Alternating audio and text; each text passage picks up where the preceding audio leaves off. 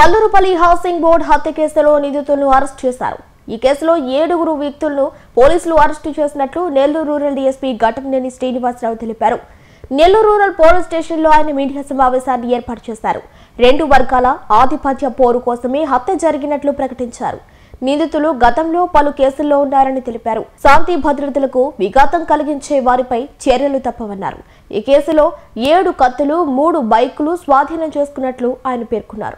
Nellore rural మండలంలోని కల్లూరుపల్లిలో గ్రామంలో జరిగిన హత్య గురించి మా రూరల్ పోలీస్ స్టేషన్లో హత్య కేసుగా నమోదు కాబడింది. దానికి సంబంధించి మా ఎస్పీ గారు ఆదేశాల మేరకు అడిషనల్ ఎస్పీ సౌజన్య గారి ఆధ్వర్యంలో రూరల్ డీఎస్పీగా నేను, అలానే మా టీమ్స్ వేణు, అలానే కోవూరు సిఈ గారు, అలానే వెంకటాచలం సిఈ గారు, అలానే నెల్లూరు 5 టౌన్ ఇన్స్పెక్టర్ శ్రీనివాస్ గారు, అలానే 2 టౌన్ ఇన్స్పెక్టర్ వేణుగోపాల్ రెడ్డి వీళ్ళ ఆధ్వర్యంలో ప్రత్యేక బృందాలుగా ఏర్పడి ఈ కేసు అత్యంత ప్రతిష్టాత్మకంగా తీసుకొని ఈ దారుణ హత్యని ఇమీడియట్గా ట్రేస్ చేయాలని చెప్పి ఎస్పీ గారు ఆదేశించడం జరిగింది. ఈ బృందాలన్నీ ఇన్పుట్ తీసుకున్న తర్వాత ఈరోజు మెటీరియలైజ్ అయింది. దానికి సంబంధించి మా Venu inspector, Nellore rural inspector Venu ఈరోజు 7 ముద్దాయిల్ని, ఈ హత్యలో పాల్గొన్న 7 ముద్దాయిల్ని అదుపులో తీసుకున్నారు. ఇక్కడ ఆమంచెర్ల దగ్గర ఈరోజు మధ్యాహ్నం 1:45కి. తర్వాత వారి కన్ఫెషన్ బేస్ చేసుకుని వారి దగ్గర ఉన్న ఆ మారణాయుధాలు, ఆ రోజు హత్యకు సంబంధించి వాడిన 7 మారణాయుధాలని నేరస్థలంలో 2, అలానే వారి పొజిషన్లో ఉన్న 5 స్వాధీనపరుచుకున్నారు. ఈ హత్యకి ప్రధాన కారణం చనిపోయిన పెంచలయ్య ఆర్డిటి కాలనీలో నివాసి. గతంలో బోడిగాడ్ తోటలో ఉన్న కొంతమందిని ఆర్డిటి కాలనీకి షిఫ్ట్ చేయడం జరిగింది గవర్నమెంట్. వాళ్ళకి కాలనీలో ఇల్లు ఇచ్చి ఏర్పాటు చేయడం జరిగింది. దానిలో భాగంగా కొంతమంది ఆ బోడిగాడ్ తోటలో నేర ప్రవృత్తి కలిగిన వ్యక్తులు కూడా అక్కడికి మైగ్రేట్ అవడం జరిగింది.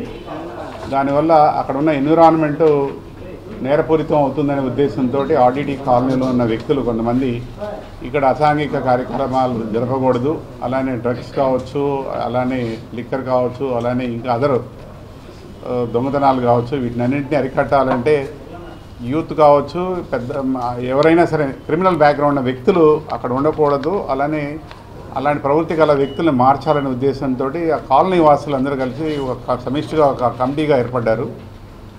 దీనికి సంబంధించి వాళ్ళందరూ మంచి ఎఫర్ట్ పెడుతూ ఉంటే మా వంతు సహకారంగా పోలీస్ డిపార్ట్మెంట్ తరఫున మా ఇన్స్పెక్టర్ వేణు కూడా అటెండ్ అయ్యారు 3 months బ్యాక్.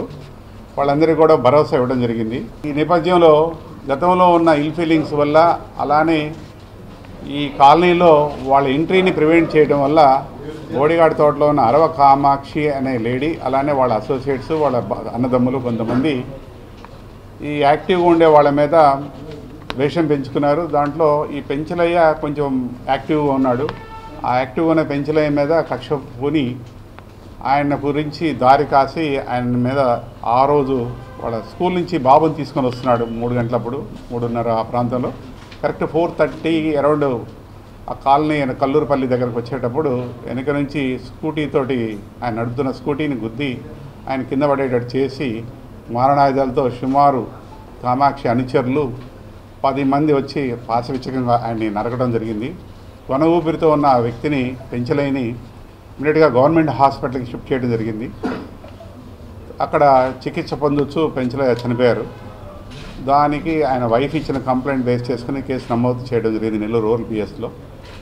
ఈ సంఘటన జరిగిన తర్వాత మా ఎస్పీ గారు, అడిషనల్ ఎస్పీ సౌజన్య గారిని, అలానే టీమ్స్ అందరినీ పంపించి ఇమీడియట్గా ఇలాంటి దారుణ హత్యని ఇమీడియట్గా చేయాలనే ఉద్దేశంతో టీమ్స్ ఫామ్ చేయడం జరిగింది. మా టీమ్స్ అన్ని ఎఫర్ట్ పెట్టడం వల్ల ఈరోజు 7 అదుపులో తీసుకున్నారు.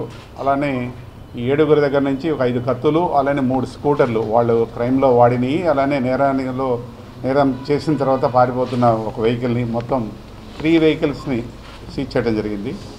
ముఖ్యంగా ఈ ఆర్డిటి కాలనీలో గతంలో అసాంఘిక చర్యలు జరుగుతూ ఉండేవి. వాటిని ప్రివెంట్ చేయడానికి చనిపోయిన వ్యక్తి, పోలీస్ డిపార్ట్మెంటు కృషి చేస్తున్నారు.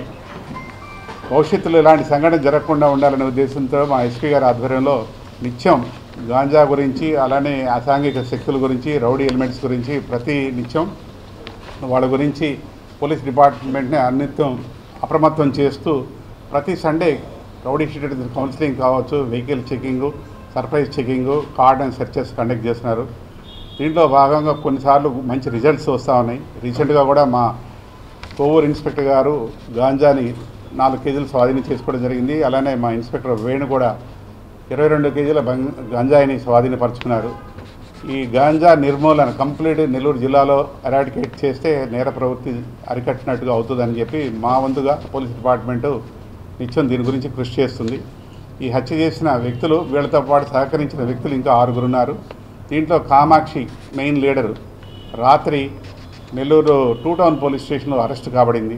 ఆవిడ దగ్గర నుంచి ఆవిడ మెయిన్ లీడరు, ఆవిడని కూడా పీటీ వారెంట్ ద్వారా మేము ఈ కేసులో కస్టడీకి తీసుకుంటాము. అలానే జేమ్స్, మా ఇన్స్పెక్టర్ వేణు 2 డేస్ బ్యాక్ ఆ ముద్దాయి గురించి స్పెషల్ టీమ్స్ ద్వారా కోవూరులో కార్డన్ సెర్చ్ చేస్తుంటే షుగర్ ఫ్యాక్టరీలో హెడ్ కానిస్టేబుల్ ఆదినారాయణ మీద కత్తితో దాడి చేయడం జరిగింది. ఆయన స్వల్పంగా గాయపడి వెంబడే వేణు పక్కనే ఉండటం వల్ల ఫైర్ ఓపెన్ చేయడం వల్ల అపాయం నుంచి ఆయన కాపాడారు. వెంబడే గాయపడిన ఆదినారాయణని దాంతోపాటు జేమ్స్ని గవర్నమెంట్ హాస్పిటల్ తీసుకెళ్ళడం జరిగింది. ప్రస్తుతం వారిద్దరూ చికిత్స పొందుతూ ఉన్నారు. ఈ జేమ్స్ని ఈ కేసులో మాకు క్రైమ్లో అక్యూజ్డ్గా ఉన్నాడు. మెయిన్ క్రైమ్ సీన్లో అతనే యాక్టివ్గా పాల్గొని ఈ హత్య చేయడంలో కీలక భూమిక అతను కూడా. అతను డిశ్చార్జ్ అయిన తర్వాత అతను కూడా ఈ కేసులో పీటీ వారెంట్ ద్వారా మేము అరెస్ట్ చూపిస్తాము. తద్వారా మా ఎస్పీ గారు ఈ మెసేజ్ ద్వారా ఏం చెప్తున్నారంటే అందరికీ పత్రికా ముఖంగా ఎవరైనా సరే ఎక్కడైనా సరే నెల్లూరు జిల్లాలో కావచ్చు, నెల్లూరు టౌను రూరల్ సబ్ డివిజన్లో కావచ్చు, ఎక్కడైనా కావచ్చు, అసాంఘిక శక్తుల గురించి, నేర ప్రవృత్తి గల వ్యక్తుల గురించి, రౌడీ ఎలిమెంట్స్ గురించి ఎవరైనా గాంజా కావచ్చు, డ్రగ్ పెడ్లర్స్ కావచ్చు, ఏదైనా విషయం మీ దృష్టికి వస్తే మేము వారి పేర్లు గోప్యంగా ఉంచుతాం, ప్రత్యేక రివార్డులు కూడా ఇస్తాం. మన నెల్లూరు జిల్లాని డ్రగ్ ఫ్రీ డిస్టిక్గా చేయడానికి పోలీస్ డిపార్ట్మెంట్ తరఫున అందరూ పోలీస్ డిపార్ట్మెంట్కి సహకరించాలని చెప్పి కోరుకుంటున్నాం. వీళ్ళందరినీ ఈరోజు అరెస్ట్ చూపించాము. రేపు పొద్దున ఉదయాన్నే రిమాండ్ ద్వారా కోర్టులో హాజరు పెడతాం. Thank you. ఇప్పుడు ఈరోజు 7 అరెస్ట్ చూపించాము. మొత్తం 14 మంది అండి. ఎఫ్ఐఆర్ ప్రకారంగా 14 మంది, ఇంక్లూడింగ్ కామాక్షి.